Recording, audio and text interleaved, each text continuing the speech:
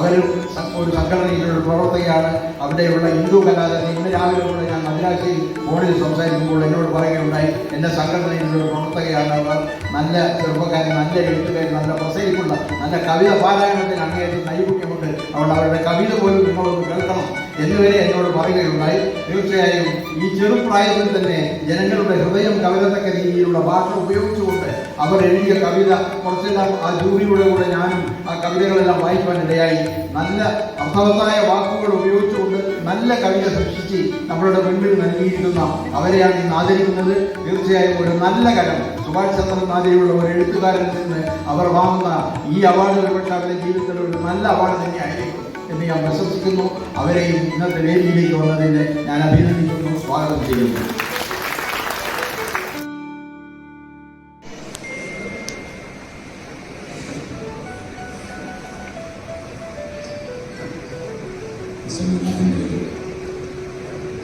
അധ്യക്ഷൻ ശ്രീ ബാബുലെ,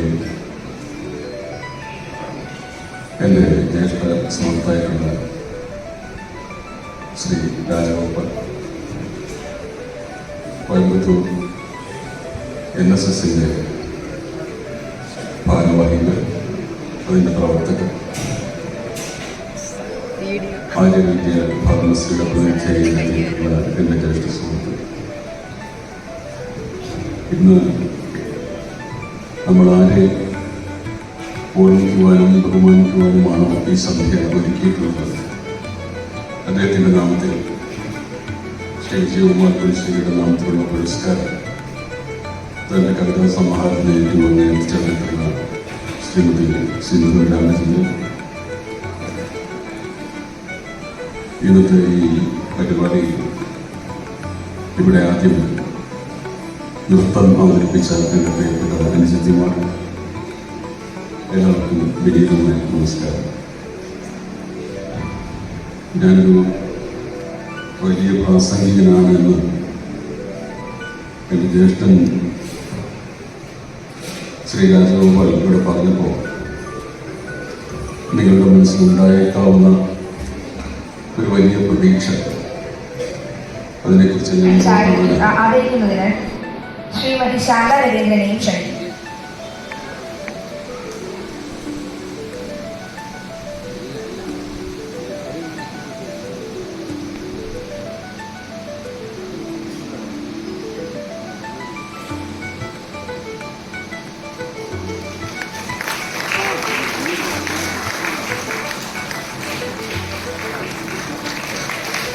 പ്രശസ്തി പത്രം വായിക്കുന്നതിനായി ശ്രീ EC സാബു സാറിനെ ക്ഷണിക്കുന്നു. എല്ലാവർക്കും നമസ്കാരം. വിജയകുമാർ പുലിശ്ശേരി സാഹിത്യ പുരസ്കാരത്തിൻ്റെ ഭാഗമായി നമ്മളിവിടെ അവാർഡ് ജേതാവായ ശ്രീമതി സിന്ധു രാമചന്ദ്രന് സമർപ്പിക്കുന്ന പ്രശസ്തി പത്രം നിങ്ങളെല്ലാവരുടെ അറിവിലേക്കായി വായിക്കുകയാണ്. പ്രശസ്തി പത്രം നായർ സർവീസ് സൊസൈറ്റി, കോയമ്പത്തൂർ, വിജയകുമാർ പുലിശ്ശേരി സാഹിത്യ പുരസ്കാരം. കൽപ്പനാഭംഗിയും വേറിട്ട ഭാവ സാന്ദ്രതയും കലർന്ന ആധുനികമായ ആവിഷ്കരണങ്ങളിലൂടെ ഇന്ദ്രിയാനുഭൂതികൾക്ക് ശബ്ദം നൽകുന്നവയാണ് ശ്രീമതി സിന്ധു രാമചന്ദ്രൻ്റെ കവിതകൾ. നിശബ്ദതയുടെ നീക്കലുകൾ എന്ന കവിതാ സമാഹാരത്തിലും അനുഭവങ്ങൾ സ്ത്രീപക്ഷത്തു നിന്ന് കാണാനും പരാമൃഷ്ട വിഷയങ്ങളെ ആറ്റിക്കുറുക്കി അവതരിപ്പിക്കാനും കവിക്ക് കഴിഞ്ഞിരിക്കുന്നു. കാവ്യരചനയെ ഗൗരവതരമായ ഒരു അവബോധന കർമ്മമായി കണ്ട പുലിശ്ശേരിയുടെ പേരിലുള്ള ഈ ആദ്യ പുരസ്കാരം ശ്രീമതി സിന്ധു രാമചന്ദ്രന് ലഭിക്കുന്നതിലൂടെ കൂടുതൽ അർത്ഥവത്താവുന്നു. Thank you. പ്രശസ്തി പത്രം നൽകുന്നതിനായി വിശിഷ്ടാതിഥി ശ്രീ സുഭാഷ് ചന്ദ്രൻ അവരെ ക്ഷണിക്കുന്നു.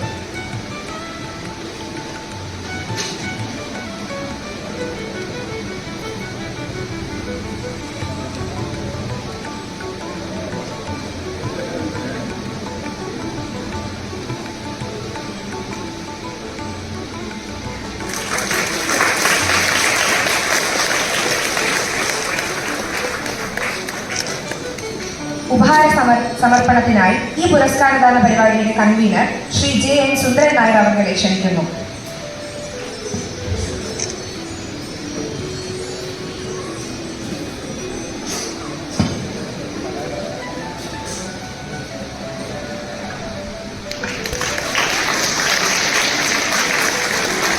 ജേതാവിന് ക്യാഷ് അവാർഡ് നൽകുന്നതിനായി Coimbatore NSS president Shri K. Bahuleyan അവരെ ക്ഷണിക്കുന്നു.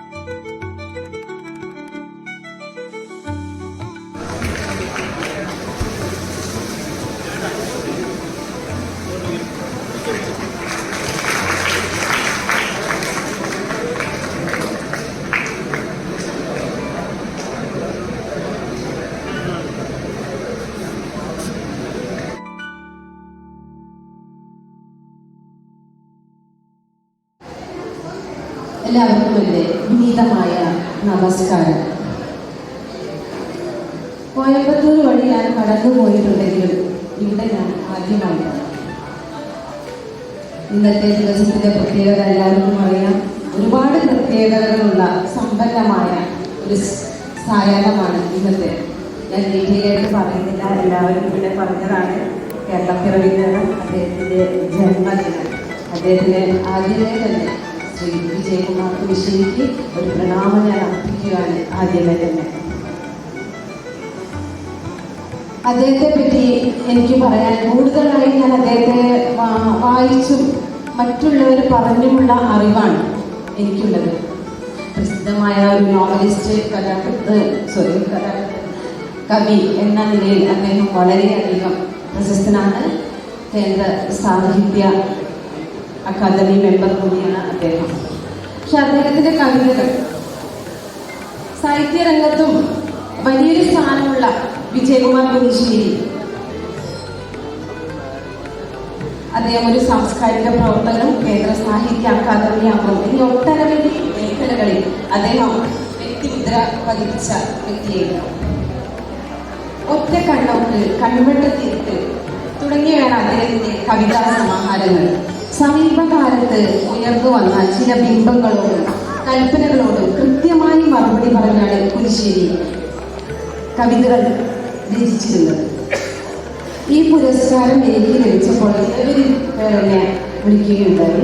ആലപ്പുഴ ലീലാകൃഷ്ണൻ സർ, ശ്രീ രാജേന്ദ്ര ബാബു സർ, ചെന്നൈയിൽ നിന്നും പ്രൊഫസർ രാജേന്ദ്രകുമാർ സർ, എല്ലാവർക്കും ഒന്നേ പറയാനുള്ളൂ.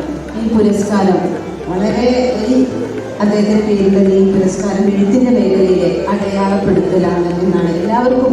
അദ്ദേഹത്തിൻ്റെ ബൃഹത്തായ ഒരു സൗഹൃദ വലയം അദ്ദേഹത്തിനുണ്ടായിരുന്നു എന്നുള്ളതാണ്.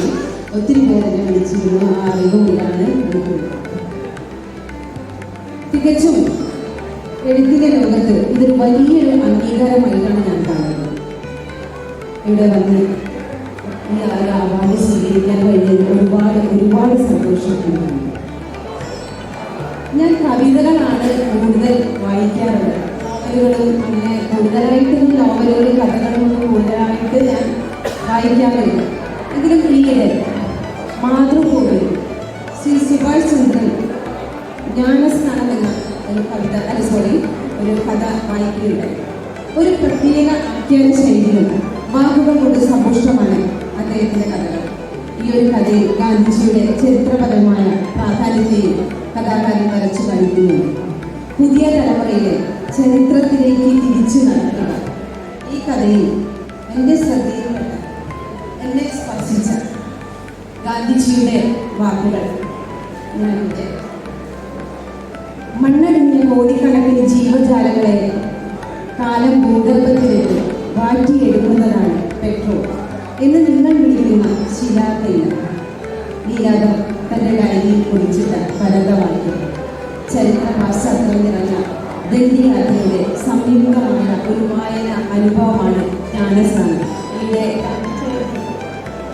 സമയത്താണ് ഈ മാതൃഭൂമിയിൽ ഞാൻ വായിക്കുകയുണ്ടായി. അദ്ദേഹത്തിൻ്റെ നോവലിനെ പറ്റി പറയുകയാണെങ്കിൽ അദ്ദേഹത്തിൻ്റെ മറ്റൊരു നോവലാണ് ഞാൻ വായിച്ച സമുദ്രശില എന്ന നോവൽ. അതിലെ ഒരു കഥാപാത്രം ഉപാധികളില്ലാത്ത സ്നേഹം ഉപാധിയായി മാറ്റുന്ന അമ്മ. വായനക്കാരെ പലതരത്തിലും ചിന്തിക്കുകയും ആശങ്കപ്പെടുത്തുകയും ചെയ്ത വേറിട്ട രചനയായിട്ടാണ് എനിക്ക് തോന്നിയിട്ടുള്ളത്. അദ്ദേഹത്തിനെ പറ്റി പറഞ്ഞാൽ നമുക്ക് ഒരുപാട് സമയം, അദ്ദേഹത്തിൻ്റെ ഒരുപാട് നോവലുകളും കഥകളും ഒക്കെ തന്നെ വളരെ ഭാഷാചാതുര്യം കൊണ്ടും വളരെ ഉയർന്ന നിലവാരത്തിലുള്ള നോവലുകളാണ്. അതിൽ കൂടുതലൊന്നും ഞാൻ ഇവിടെ സ്പർശിക്കുന്നത് ഞാൻ വായിച്ച എടുത്തു പറയാനുള്ള സമുദ്രശീല ജ്ഞാനസ്നാനം ഇത് ഈയിടെ വായിച്ചതാണ്. അതിനെപ്പറ്റി മാത്രമാണ് പരാമർശിച്ചുകൊണ്ടിരുന്നത്. എൻ്റെ എഴുത്തിൻ്റെ വഴികളിലൂടെ കുറച്ചു നേരം ഞാൻ നിങ്ങളെ ഇവിടെ കൊടുക്കുന്നു. എൻ്റെ വായനയുടെ തുടക്കം അധ്യാപകനായിരുന്ന അച്ഛൻ ജ്ഞാനഘോഷം സാറിനെ പറഞ്ഞിരുന്നു അച്ഛനെ പറ്റി. ജ്ഞാനഘോഷിണി വായനശാല എന്ന, അന്നൊക്കെ നമ്മൾ വായനശാല എന്ന് പറയുന്നത്, ഇപ്പോഴാണ് നമ്മൾ ലൈബ്രറി പറയാറുള്ളത്. ആ വായനശാലയിൽ നിന്നാണ് എൻ്റെ വായനയുടെ തുടക്കം. അന്നൊക്കെ നോവലുകൾ അത് വായിക്കുന്ന ഒരു പതിവ് എനിക്കുണ്ടായിരുന്നു. പക്ഷേ നോവലുകൾ അന്നത്തെ നോവൽ ചെറിയ പ്രായത്തിൽ വളരെ എടുത്താൽ പൊങ്ങാത്ത രീതിയിലുള്ള നോവലുകളൊക്കെ വായിച്ചത് കൊണ്ടാണോ എന്നറിയില്ല, ഞാൻ പിന്നീട് നോവലുകളിലേക്കും കഥകളിലേക്കും വല്ലാതെ ഞാൻ പോയില്ല. അന്നൊക്കെ ശ്രീമാനത്തിൻ്റെ അധ്യക്ഷനും ഗാന്ധിയുടെയും വീരേന്ദ്രകുമാറിൻ്റെ രാമചരിത്രം, തകഴിയുടെ കയർ, ഇങ്ങനെയുള്ള ഒരുപാട് നോവലുകളൊക്കെ അന്ന് വായിക്കുന്നുണ്ടായിരുന്നു വളരെ ചെറിയ പ്രായത്തിൽ. ആ ചെറിയ പ്രായത്തിൽ വായിച്ചത് കൊണ്ടാണോ വായിച്ചത് മനസ്സിലാകാത്തത് കൊണ്ടോ എന്ന് അറിയില്ല. ഈ നോവലുകളൊക്കെ കഥകളും പിന്നീട് കൂടുതൽ ഞാൻ വായിച്ചിട്ടുണ്ട്. പിന്നെ എൻ്റെ കവിതകൾ ഞാൻ കൂടുതൽ കേൾക്കുകയും വായിക്കുകയും ചെയ്യും. 5ാം ക്ലാസ് പഠിക്കുമ്പോൾ ആണ് ഞാൻ കവിത അവതരിപ്പിക്കുന്നത്. അത് അച്ഛൻ അധ്യാപകനായിരുന്ന ഒരു സ്കൂളിൽ വെച്ചാണ് ഞാൻ കവിത അവതരിപ്പിക്കുന്നത്. അന്ന് ഞാൻ കവിത ആലപിച്ച കവിത ചങ്ങമ്പുഴയുടെ ആ പൂമാല എന്ന കവിതയാണ്. ഞാൻ ഓർക്കുന്ന രണ്ടുപേരും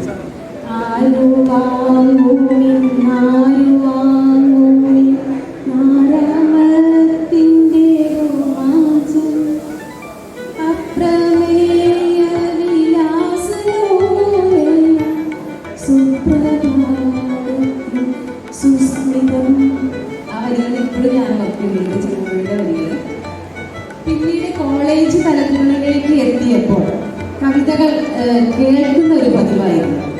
കവിതകൾ ധാരാളം കേൾക്കുമായിരുന്നു. കവിതകളെ പാലത്തിൽ ചൂണ്ടിക്കാട് അങ്ങനെ ഒരുപാട് കവിതകൾ ധാരാളം കവിതകളൊക്കെ ഒരുപാട് സ്പർശിച്ച കവിതകളാണ്. അതൊക്കെ ധാരാളം കേൾക്കുമായിരുന്നു.